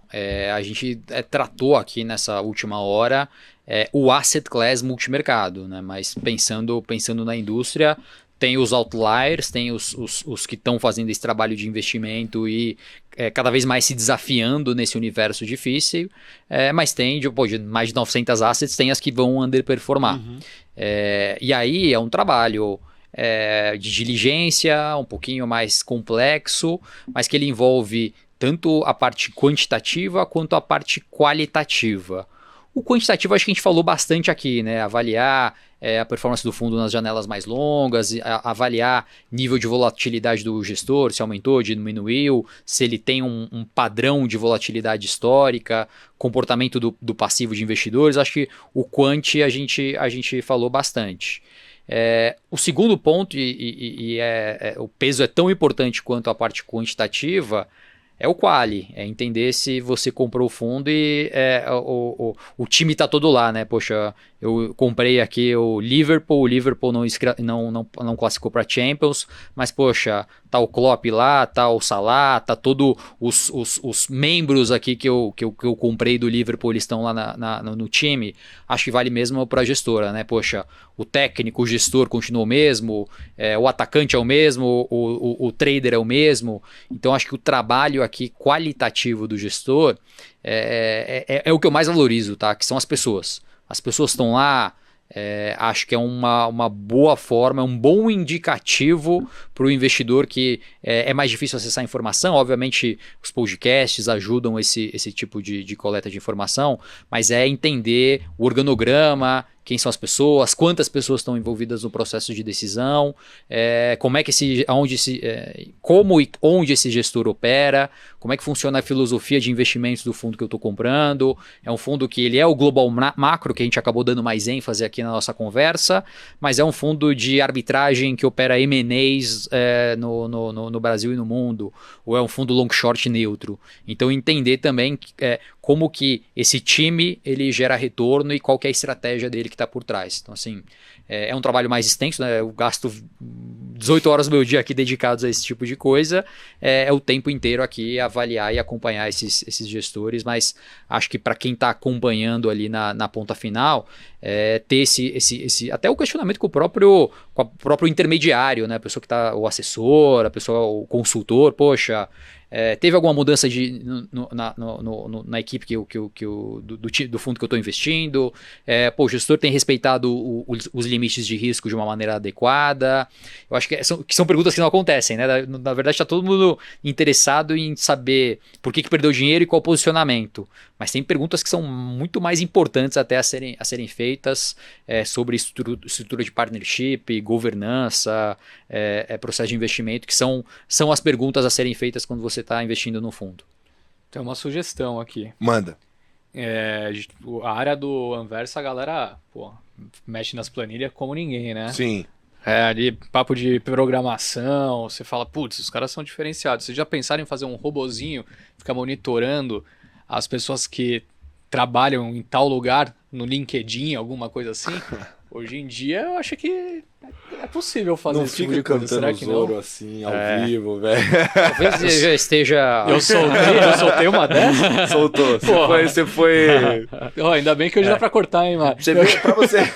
Pra você ver que boa ideia, entendeu? Muitas pessoas podem ter, né? Mas é a execução que vai fazer a diferença. Exato. Pô, tive uma boa ideia. Pena que foi defasada, né? Mas foi legal, mas parabéns pra mim. Puxar lá, porque o que acaba acontecendo poxa, às vezes sai um analista não tão sênior, poxa, sai um analista mais júnior. Pô, a gente já tem real time, pra onde saiu e pra onde foi. Então é fácil pegar um telefone e perguntar pro cara se tá feio, saiu por quê, por que saiu, por que não saiu. Genial, hein? Vocês estão... Bem demais. Isso daí eu pensei que era uma puta genialidade e os caras já estão fazendo faz tempo. Perfeito. Muito bom. Perfeito. Já teve o caça ali via o LinkedIn, é uma boa ferramenta. Mas a gente tem planilha de diligência que a gente roda com as assets que eles mandam também as pessoas e tem lá também. Boa. Todo mundo de olho ali. Neymar, vamos rodar a vinheta?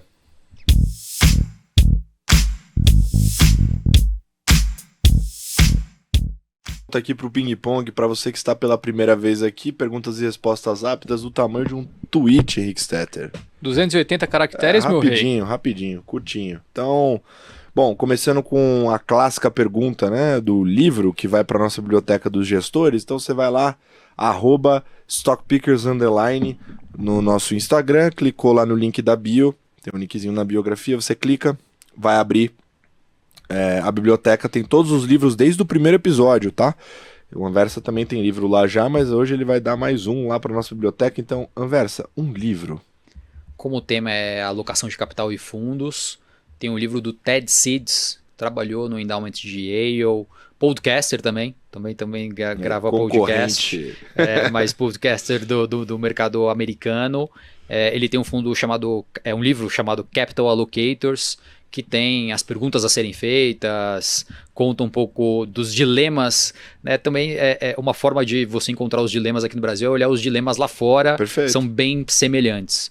Então o Ted Seeds trata também dos dilemas que existem aí na indústria de hedge funds americano. Então aqui no Brasil ainda a oferta de livros nesse mundo ainda é mais restrita. Então o Ted Seeds aí é uma boa... esse livro é de fácil digestão, deve ter umas 200 páginas ali. É bom como um beabá ali dessa indústria de alocação de capital. E você falou do podcast dele, se você entrar no site, tem todos os podcasts disponíveis, tudo de uma vez, Capital Allocators. Para vocês que pedem tanto aí recomendação de podcast gringo pra gente, Já toma essa de graça aí pra vocês. Já vem combinado com o podcast. O podcast é muito bom também. É isso, muito bem. Agora, o Stetter fez uma pergunta muito boa pra você sobre a questão de quando você viu um período parecido com o que a gente tá vivendo agora. Você falou 13 e 14. Tenho certeza que você tirou vários aprendizados daquela época. O período ruim agora ainda não acabou, mas quais os aprendizados que você tirou desse período? Acho que o maior aprendizado é a questão de comunicação com o investidor. O maior aprendizado é que a gente, às vezes a gente acha que o investidor está entendendo aqui o CDI mais 4, CDI mais 5, mas a gente tem que ser ainda mais didático, ainda dar mais subsídio para a tomada de decisão do investidor, para que ele não faça a escolha errada e saia no pior momento. Então o que a gente está gastando mais tempo ainda é mais relatório, é mais estudo, é mais apresentação.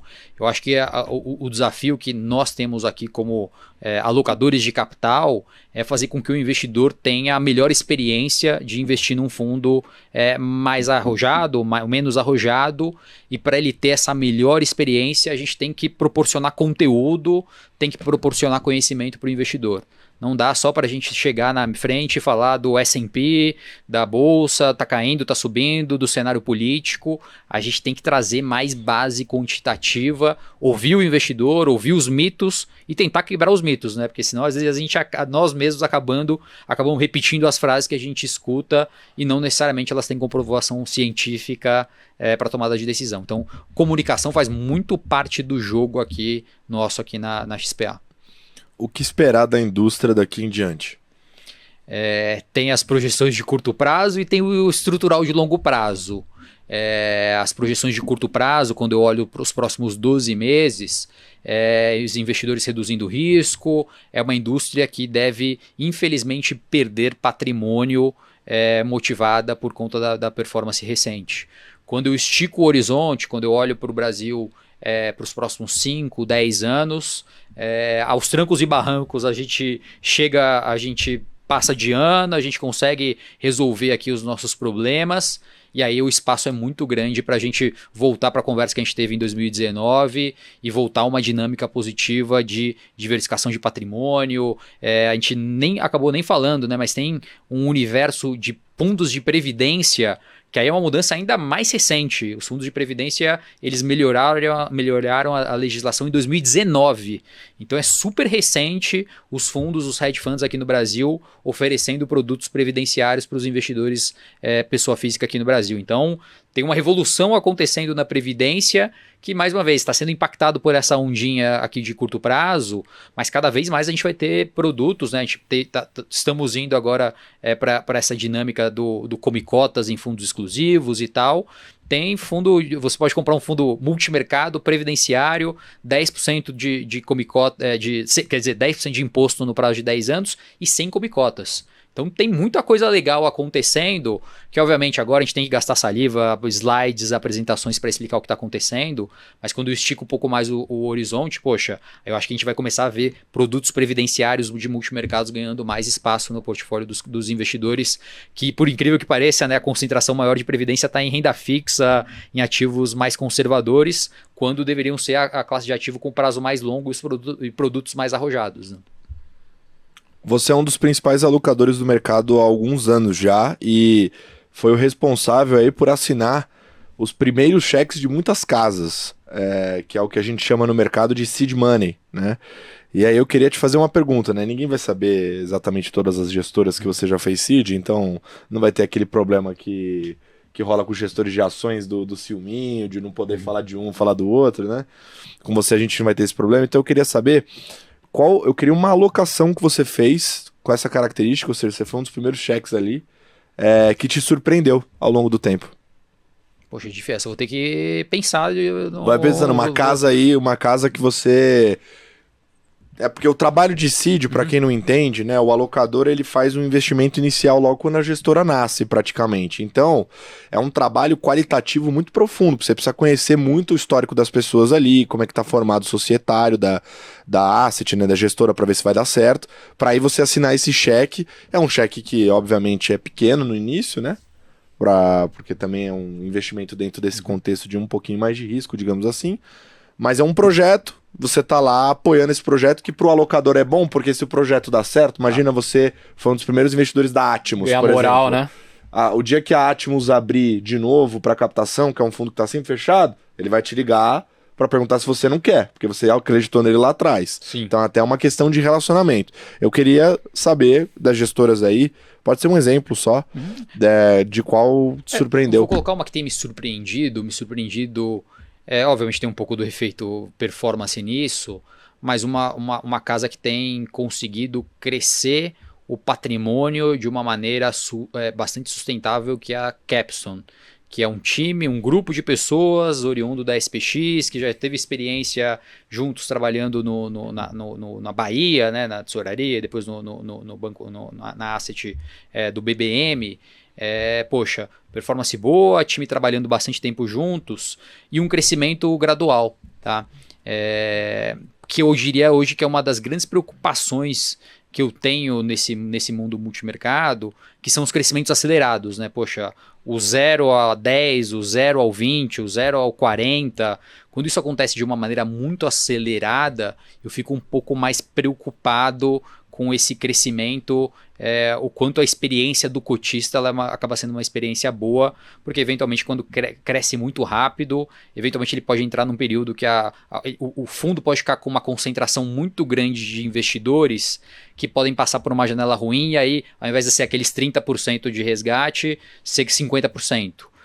A Capstone tem conseguido fazer janelas mais sustentáveis de crescimento de AUM, uma casa de mais ou menos 9 bilhões de reais, que se tivesse aberta poderia estar tocando 40, 50 bilhões de reais, mas eles estão tendo esse cuidado no crescimento de AUM. Então tem surpreendido positivamente, principalmente por esse cuidado que eles estão tendo ao crescer. Porque quando surge uma casa que as pessoas valorizam, todo mundo já quer que ela cresça rápido. Eu acho que crescer rápido tem implicações que podem não ser tão positivas, né? A gente falou da parte ruim da asset que perde dinheiro, mas também às vezes o crescimento muito rápido pode ser um detrator de performance, por incrível que pareça. Perfeito. E lá na XPA eu sei que tem aqueles investimentos principais da carteira, né, que são nessas gestoras aí de maior nome, mais consolidadas, com mais histórico, né? Ali se concentra a carteira. Tem um pedaço da carteira que você separa para fazer esses investimentos em novos casos, ou aqueles casos que são menos consolidados, mas que são interessantes, estão entregando bons retornos, passaram ali pelas métricas de avaliação que vocês têm, né? Tirando a Capstone, e aí aqui eu tô falando mais especificamente dessa galera que é menorzinha lá nos seus livros que você faz gestão. Eu queria uma casa para ficar de olho, assim, que você acha que é uma casa que ainda tem...